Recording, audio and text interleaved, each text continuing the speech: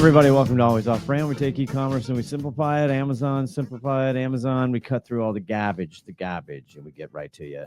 Ladies and gentlemen, this is Scotty O Rant. That's the name of the episode. You know what you're getting. A lot of times we did a halftime Prime Day, Amazon Prime Day halftime report. Fantastic, by the way. Ash McMullen joined Summer and I. Haley couldn't make it. And then Summer's on vacation. Haley's busy running a huge giant business. I reached out to a couple of people. You know, I'm too last second. I don't plan these things, which is me. That's on me. So I just had to come on here. We've had time recording this on Wednesday, July 16th, 2025. And I had to I couldn't take it. I'm boiling. Number one, just to be clear, when you hear this, I don't care when you hear this. I don't know when. The next earnings report is July 31st for Amazon, but that's Q2. So to be honest, it's going to be November maybe before we hear exact numbers. I don't know if the press release from Amazon, it was the biggest ever. It was more deals than ever, but we all knew that was going to happen. On the Linky, if you follow me, hopefully I make you chuckle and make some interesting points. Okay. I try to be thoughtful there for the most part, but I did hot takes day 1, 2, 3, 4. And I thought it was going to be big, but Momentum Commerce, John Shea, which again, I've been in communication with John, who's the CEO and runs Momentum Commerce. He's going to join when I go to E-Tail Boston. He's going to actually sit down with us. So I can't wait to talk to him here. But bottom line is they predicted 9.9. They came out with a kind of a recap and the growth over. And this is where it gets tricky. And this is part of my rant. Okay. They took a 4-day period of 2025 versus a 4-day period of 2024. So the 2 Prime days and the next following 2 days, which I get why they did. And a lot of people have done this and they've, quote, normalized the data. But here's my issue with that. To me, this is not a debate, honestly. And there's been a lot of great conversations on the Linky. To me, if I'm comparing apples to apples, I am comparing Prime Day 2025, which was 4 days. Okay. Not anybody's choice. That's their day. It's 4 days. I'm comparing 4 days to 2 days. I am comparing Prime Day 25 to Prime Day 24. To me, that's the fairest comparison. Not the 2 days after Prime Day after 2 days and no. 4 days versus 2 days. Yes, I would think it was going to do more revenue. Duh. Thank you, Captain Obvious. But I want to see relativity. What percentage was different? Okay. Momentum Commerce comes out about 4.2%. They predicted 9.9. I think that's about where we are. I think it's a single-digit growth. And that's not, they just for reference, if you haven't read or didn't know and you're listening to this, their growth between 2024 Prime Day and 2023, a 2-day event, was 11%. They did $14.1 billion. That's Amazon reporting. Okay. That's not all these other people, third parties, 14.1 billion. Okay. They haven't reported out what they've done. There's been speculation at 14.5 billion, which would be a little over 2%, all kinds of stuff. I love it. I'm in. I'm here for it. Love the drama. Love the controversy. I'm in. But we must look at what happened versus what we're comparing it to. And that's what I'm going to get into next. So everybody, there's a bunch of stuff out. Yeah. The first day, it was great. It felt like Prime Day last year. It was everybody's like, wow, this is awesome. It was huge increases, massive traffic. And then the second day was like a drop off, but you're like, okay, it was about maybe, all the different charts. Everybody's done a terrific job. Katie has put out a great report. Momentum, Numerator is a big one. I'll deal with Adobe here in a second, but you could see the drop off on day 2. Okay. But it's day 3 that just absolutely was dead. It dropped off significantly. And then everybody gets nervous and everybody was sitting there. Now, again, I was wrong. I was 100% wrong. I'm here to say it. I thought the first 2 days would be big and then it would just kind of trail off. Because I thought consumers didn't really care and didn't really know.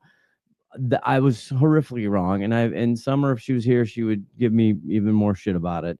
Rightly so. I deserve it. I was so wrong.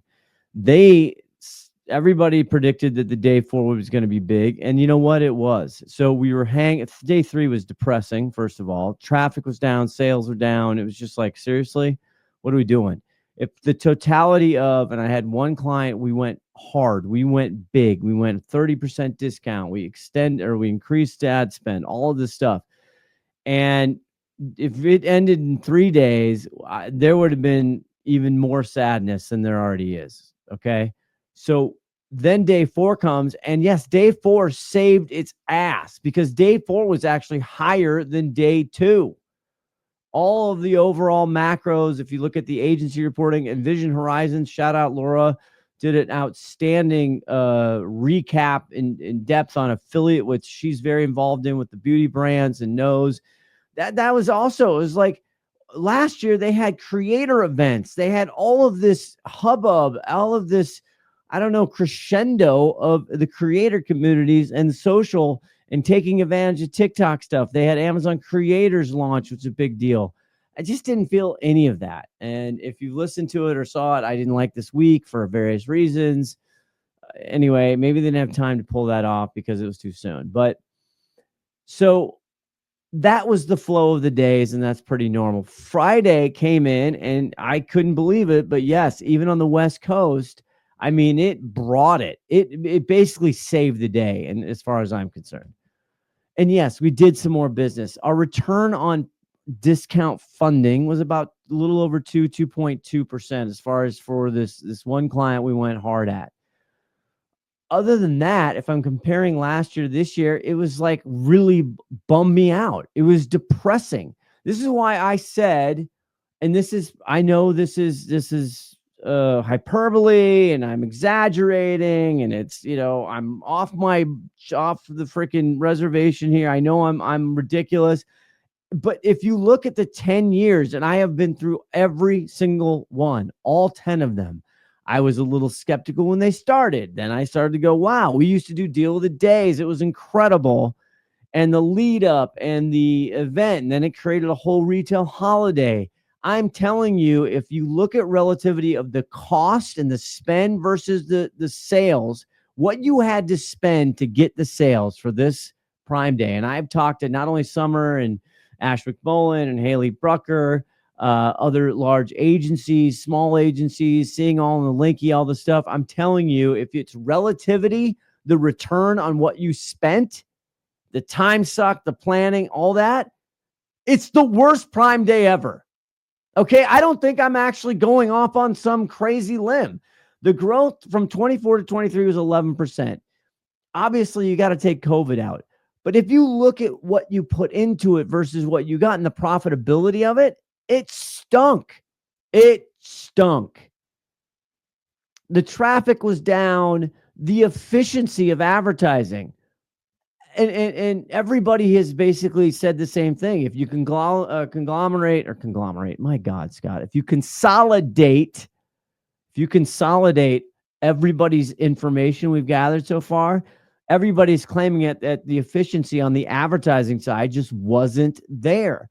Cost per clips, which we said on the halftime show, shot up. It did.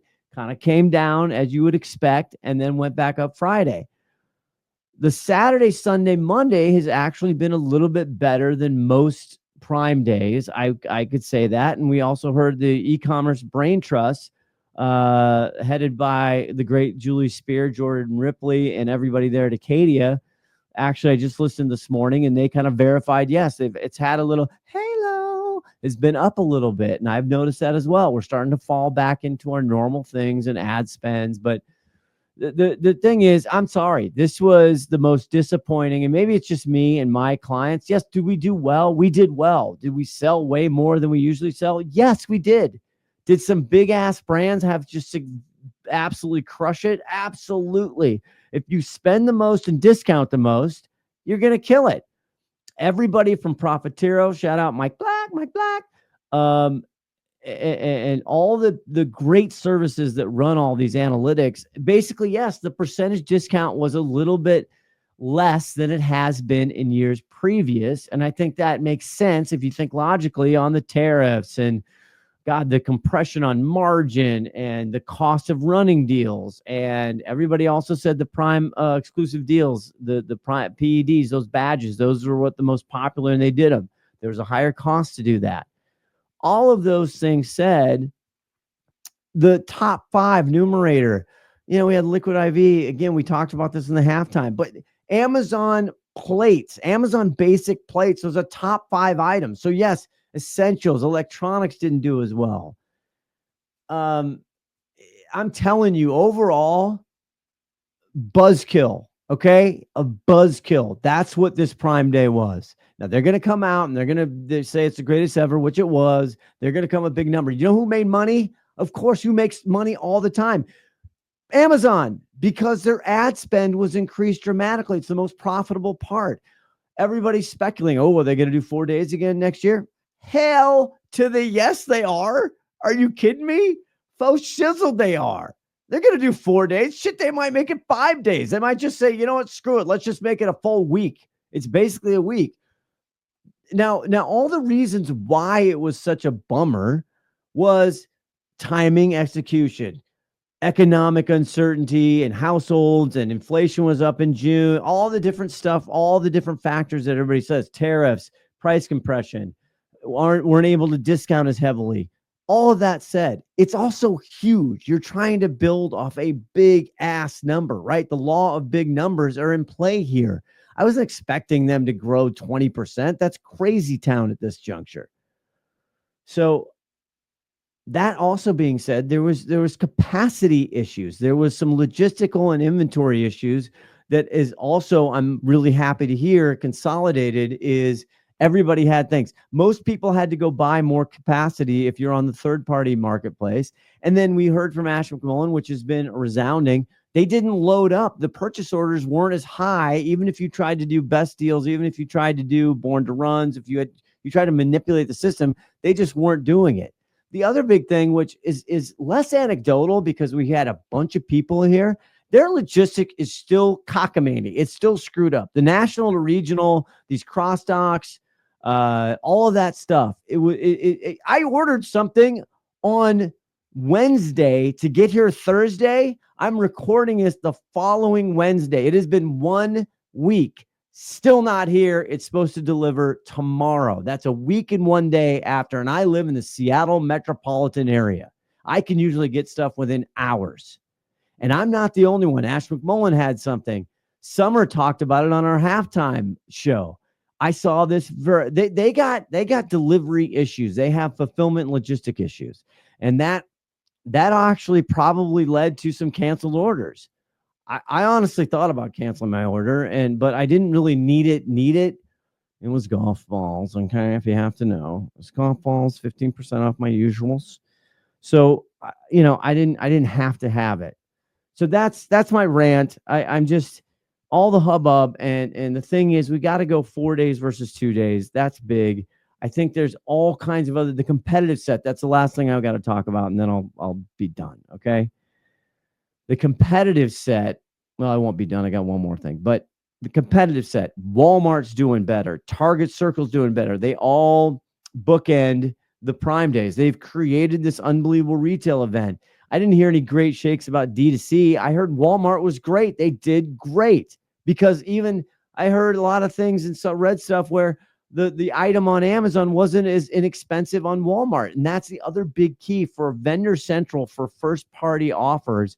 This also, and we experienced this too, this caused havoc because the price matching, right? You didn't get your Prime Day badge if it was already price matched. Even though you funded a promotion, you technically funded a event promotion. It just looked like a strike through sale price like it does all the time. So I conversion rate, all the different things that go in the soup to get you that big spike on our first party offers. To be honest, we didn't. We promoted and we didn't give that much juice.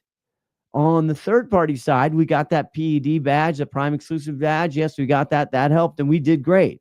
Again, not as good for the money and for the time and for the discount and for the ad spend. We didn't, but we did see better than normal, which is again is like a stupid comparison in my opinion. Like, yeah, no shit. It's Prime Day, people. This is like 5x. This should be huge, not a 2x. It shouldn't be a 2x lift. Okay? So the next thing is they're going to do a Prime Day in October. I'm pretty sure. I mean, I don't have that. It's not official, but I mean, why wouldn't they? And then they're going to have the Black Friday thing, Cyber Monday. Everybody's talking about, yes, Prime Day was higher than the 4-day Black Friday, Cyber Monday, the Turkey 4, whatever they call it. Yes, it's been like that for actually several years. Okay. So simmer down. All right. That's my hot take for Prime Day. I'm depressed. I'm frustrated. I am really bummed. I didn't have some grandeur. I just thought I am surprised that the traffic lull, there just wasn't the traffic and the urgency and all the other stuff. That just wasn't, man, the result didn't meet the hype. Okay. And maybe that's on me. I'll take that. It's just, I've been doing this a long time. We have a rhythm. We understand if you go all in, you're going to see a big return. We went all in and we got that's it. Okay. Thanks for listening. If you did listen, appreciate you. Subscribe on the YouTube channel. Okay. Why don't you subscribe all your platforms you listen to podcasts? Okay, everybody. Because people matter. You're listening to Always Off Brand. You can catch us on the YouTube at Always Off Brand. We will be next week. This is a little hot one. I'm going to put this one out, but boy, do we have a great guest, a monumental industry, just honestly, royalty. We got royalty coming to the Always Off Brand stage. Thanks for listening. Hey there, this is Haley from Quickfire, and they want me to read this so you know what this podcast is part of and how to find out more if you want. Always Off Brand is a production of Quickfire LLC and a part of the Learn and Laugh series on the Quickfire Podcast Network. For more information, go to quickfirenow.com. Have a good one, and thanks for listening.